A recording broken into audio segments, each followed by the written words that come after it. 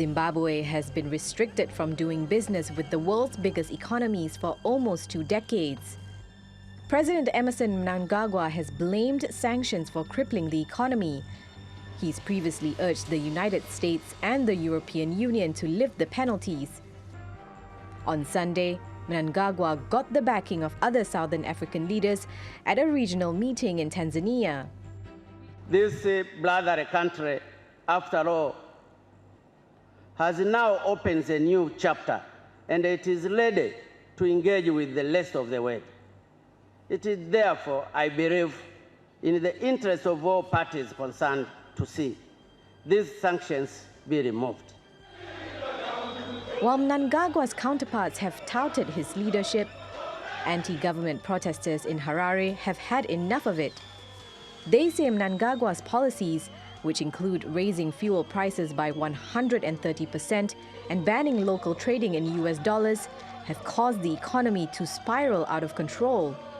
Mnangagwa says the austerity measures are needed to encourage investment and a bailout from the International Monetary Fund. But for months, Zimbabweans have put up with rolling power outages and a shortage of fuel and food. That's on top of skyrocketing unemployment levels and triple-digit inflation, which has made basic goods like bread virtually unaffordable. According to the United Nations, more than 5 million people, about a third of the population, are in need of food aid. The situation is very bad. In our places, we don't have any food, no any money, not even anything. If we demonstrate peacefully, we want change because we are tired of promises. We are tired. Enough is enough. The main opposition party had called off planned protests in Harare on Friday after authorities made demonstrations illegal. Police officers used tear gas and water cannon to disperse crowds that had gathered early, leading to violent confrontations.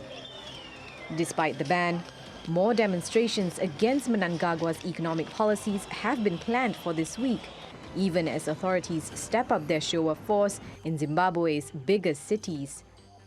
Laila Humairah, TRT World. Let's speak to Derek Matyszak now in Harare. He's a senior researcher at the Institute for Security Studies.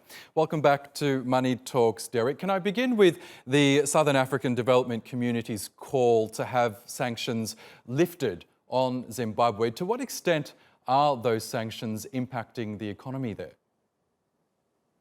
The connection between Zimbabwe's economic meltdown and sanctions has never really been shown. The sanctions have always been a bit of a red herring. The sanctions imposed by the EU were very much a symbolic gesture to express disapproval against the Mugabe government.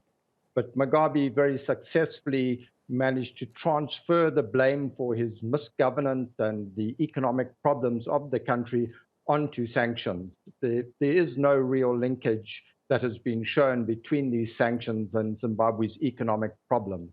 And when SADC lines up and says these sanctions must be removed, etc., it's little more really than a statement of political solidarity with the ruling ZANU-PF party in Zimbabwe, rather than a real call for these measures to be lifted.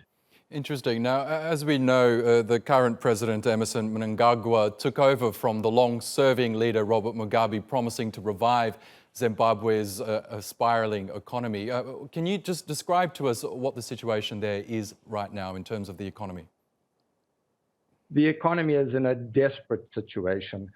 Not only did Robert Mugabe leave the economy in an absolute mess when he left office, the situation is now being compounded by a drought last year, and that means Zimbabwe's main source of power, of electricity, the hydro dam, Kariba hydro dam, has insufficient water to continue to supply the country with power.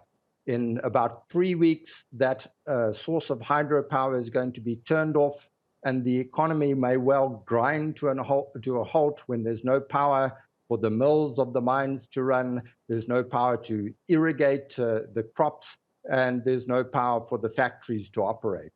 So Zimbabwe is really teetering on the edge. Unless this problem can be resolved, Zimbabwe's GDP is going to decline drastically, and that will cause further problems for the economy. And what do you believe needs to happen in order to turn things around then?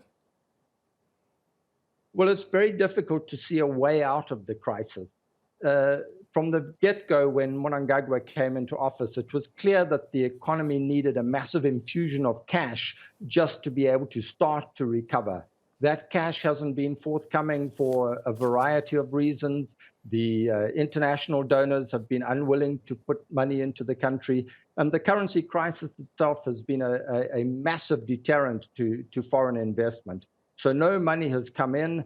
The country is unable to lift itself up by its own bootstraps, and it now seems to be locked into a downward spiral. And unless this power crisis can be resolved, it's going to be a long way down and an even longer way back. Okay, Derek Matyszak, we'll have to leave it there, but thank you again for your time on Money Talks.